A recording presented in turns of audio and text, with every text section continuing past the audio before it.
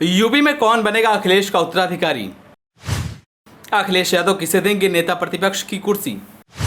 चाचा शिवपाल का अखिलेश ने काटा पत्ता। इस बिरादरी से अखिलेश ने बनाया नेता प्रतिपक्ष। आखिरकार अखिलेश यादव ने क्यों काटा शिवपाल का पत्ता?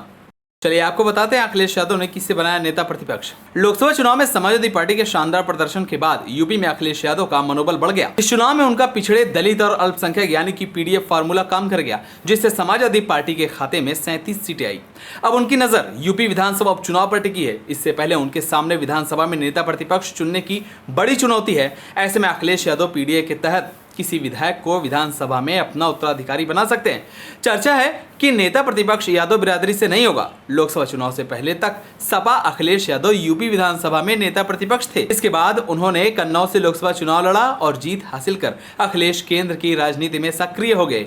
ऐसे में नेता प्रतिपक्ष का पद खाली हो गया। इसके लिए शिवपाल यादव, इंद्रजीत सरोज, राम अचल राजभर और माता प्रसाद पांडे के नामों की चर्चा कर रहे हैं। हालांकि चारों में से कौन नेता प्रतिपक्ष पद के लिए प्रबल दावेदार है, इसका फैसला अखिलेश यादव करेंगे। इससे पहले अखिलेश यादव ने एक बार फिर लाल बिहारी यादव को यूपी विधानसभा परिषद में नेता प्रतिपक्ष बना दिया है। ऐसे में कयास लगाए जा रहे हैं कि विधानसभा में यादव बिरादरी से कोई नेता प्रतिपक्ष नहीं बनेगा, जिससे शिवपाल यादव का नाम कट सकता है। अखिलेश यादव सत्ता पक्ष को बोलने का कोई मौका नहीं देना चाहते हैं, इसलिए वे परिवार से किसी सदस्य को इस पद पर नहीं बैठाएंगे। इस पद के लिए सपा नेता इंद्रजीत सरोज के नाम की भी चर्चा है। इंद्रजीत सरोज पासी बिरादरी से आते हैं। सपा ने लोकसभा चुनाव में उनके बेटे पुष्पेंद्र सरोज को टिकट दिया था और उन्होंने जीत हासिल की।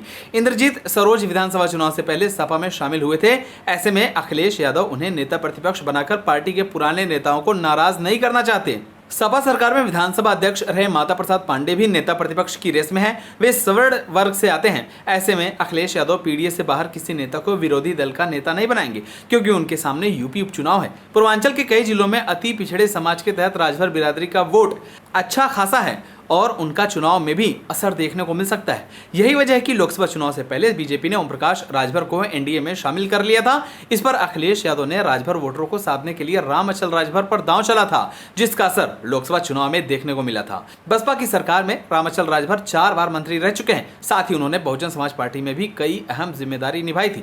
विधानसभा चुनाव 2022 से पहले वे समाजवादी पार्टी में शामिल हो गए थे और सपा से चुनाव लड़कर विधायक बने। इस पर अखिलेश यादव ने उन्हें राष्ट्रीय महासचिव बना दिया था। उनकी पकड़ राजभर बिरादरी के साथ ही दलित वर्ग में अच्छी खासी है। आपको बता दें कि बेंगलुरु में हुई इंडिया गठबंधन की बैठक में अखिलेश यादव के साथ राम अचल राजभर भी नजर आए थे। ऐसे में माना जा रहा है कि अखिलेश यादव पूर्वांचल में साइकिल चलाने के लिए राम अचल राजभर को विधानसभा में नेता प्रतिपक्ष बना सकते हैं। वे पीडीए के तहत ही ओबीसी से आते हैं। फिलहाल विधानसभा सत्र शुरू होने से पहले ही अखिलेश यादव नेता प्रतिपक्ष के नाम का ऐलान कर देंगे। अब देखने वाली बात होगी कि अखिलेश यादव किसे अपना नेता प्रतिपक्ष चुनते हैं। आप सभी को क्या लगता है, अखिलेश यादव को किसे नेता प्रतिपक्ष बनाना चाहिए? हमें कमेंट कर जरूर बताएं। अगर आप नए तो हमारे चैनल को सब्सक्राइब करें।